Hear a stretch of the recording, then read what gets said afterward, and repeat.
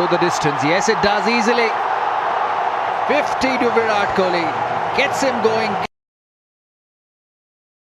Your dad's death. Explain the situation that led to him unexpectedly passing. I literally saw him take his last breath in front of me, and I tried to pump his chest and all that. Nothing worked. And my sister and my brother and my mother, they all broke down. And funnily enough, I couldn't cry at all. There was no emotion coming out of me, and I just became blank. I couldn't register what just happened. And then I called my coach in the morning and I asked him, or I told him what had happened. And then he asked me, "What do you want to do?" I said, "I want to go and play." So he said, "Are you sure?" And I was like, Because you had a game that day. yeah. And for me, leaving a cricket match was something which was not acceptable, regardless of what happened in life. Not going to a match was not an option I ever had. Now I feel like it was probably the most impactful thing that happened in my life, because I remember that day I came back from the game. After I got out, I came back to do the cremation and all the rituals that follow. And I remember telling my brother specifically that I am going to play for my country, and I am going to play this game at the highest level, and there's nothing else in life that can distract me anymore. Because it was my father's vision as well. He wanted me to, play at the highest level. I always knew that nothing else can distract me from achieving my goal. But the one thing that remained constant was every time I was down, every time I hit rock bottom, somehow I was able to put everything aside and say, right, I'm going to work hard and I'm going to get back up. So it's not like I made a promise that I'm never going to fall down. Obviously I was going to fall down. That's life. That is always going to happen in sport and life. Right now I feel so grateful that I could get that strength from such a bad time in my life as well. So that's when you realize that you can't just sit there and crib about things that didn't go right. There are a lot of things that went right. A lot of times you've been dropped in situations where if you were not, you probably wouldn't be sitting here. Yeah. It's that fickle, it's that mind. So if I had to look at what has gone wrong in my career, it's very easy to do that. But I look at what's gone right in my career and I'm grateful for that. The dream you had as a child, you see that unfolding in front of your eyes, and that is a blessing. That is a true blessing, because you're able to work towards it. Again, the beauty of being in my profession, playing a sport, is that it didn't happen by chance. The blessing was there on your head. The hand was always there, but the hard work was the only thing that was in or given to you to do. Nothing else is in our control. We can only do things with the right intent, with the right outcome. That I did for whatever number of years I've been playing, since I started playing.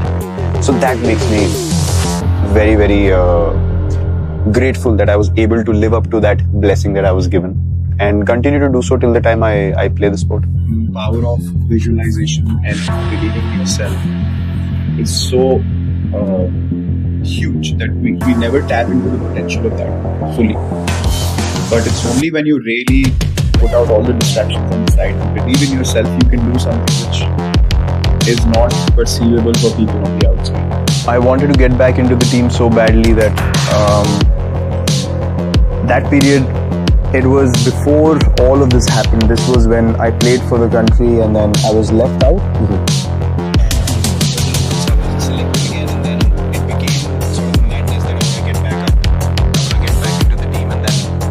Those 13 months, I was so focused that I want to get back into the team, and my performances were such that the selectors could not ignore me after a while, so eventually I got my chance again.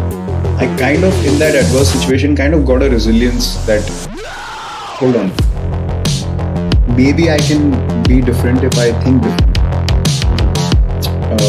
So I went into my own space. Luckily, everything that's been bad in me, somehow I get that calling myself that you need to get it right.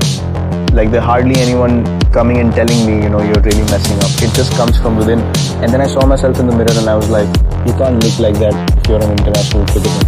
I was like, how the hell are you going to continue like this if you don't take care of yourself? Boom. From next day onwards, I just changed everything about my diet. Hitting the gym 2 hours a day, just taking a day off a week, eating proper. I got away from all kinds of junk. I did not have a cheat day at all, And within 8 to 10 months, I lost about 6 or 7 kgs, and then from then on it became such an addiction because I saw the results on the field. I felt quicker, I felt lighter, felt more focused, and then I was like, man, this is the path I want to go. When I go onto the field, that is also a huge part of me which wants to win at any cost. For that to happen, I will demand excellence because I'm willing to put myself on the line. If you want to achieve excellence, then I think you need to keep the system in mind, but not confine yourself to the system, if that makes sense. Because the fundamentals come from a system. I totally understand that. But you have to lay a foundation through the system. But beyond that, you have to build on the foundation to achieve excellence. Maybe because I've always been very demanding of myself. So I demanded excellence from people around me as well. We reached the finals of 2017 Champions Trophy, semis of World Cup, finals of Test Championship, and I was considered as a failed captain. So you cannot make everyone happy all the time. This is the absolute truth.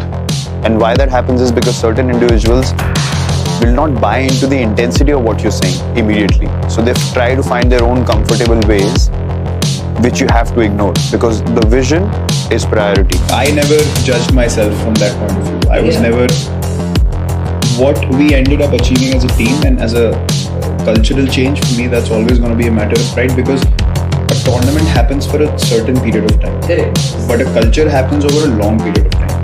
And for that you need consistency. For that you need more character than just winning a tournament. Now when I look back at things, I've always been too hard on myself. But that also allowed me to be very responsible at a very young age. When you get rid of the insecurities you have as an individual, you'll be able to become firstly your own leader in your own space, and then be able to take responsibility for the others as well, so that if things go wrong, because the one thing that stops us from realizing how good we can be is failure, is insecurity. Whenever I felt like I was getting pulled in by the environment, I would always disconnect and move away and walk away, and it always rejuvenated. Sometimes what you realize is that at any given point of time in life as a human being, you really need to just take a couple of steps back and understand how you are doing, how your well-being is, where it's placed. But for me, there always have been two options for me. Either it's fight or flight, and I've never taken flight. I've never taken flight. For me, that's just not because look, I can take flight if I can't sleep peacefully at night. For me, it's not worth it. I might as well take the fight. If I fail, I know that I took the right option, and that gives me peace. For me, when I leave the field, as I just said, I need to be able to know that I've given everything I had, and I sleep like a baby. There is nothing else that can distract me then, because in my potential as a human being, God has blessed me with a healthy mind, healthy body, an opportunity which everyone wants. So I have to be honest to that. I have to live up to that. So for me, these things are just a process, just a part of the process, which is you keep moving forward. You keep taking the positive option. Whether you get success or not, that's irrelevant, but never take a backward step. There's no point in just competing if you don't want to be the best. So I wanted to be the best version of myself, and then I based everything around that vision. And then my training, my diet, my approach towards the game, everything changed. Look, when I step onto the field, I have to believe that I'm the best. Because my mindset, as I said, was very clear from the first time I started playing this game. I'm not going to allow anyone to think that I'm just a pushover on the field. It's not to disrespect anyone, but it's belief in my own abilities.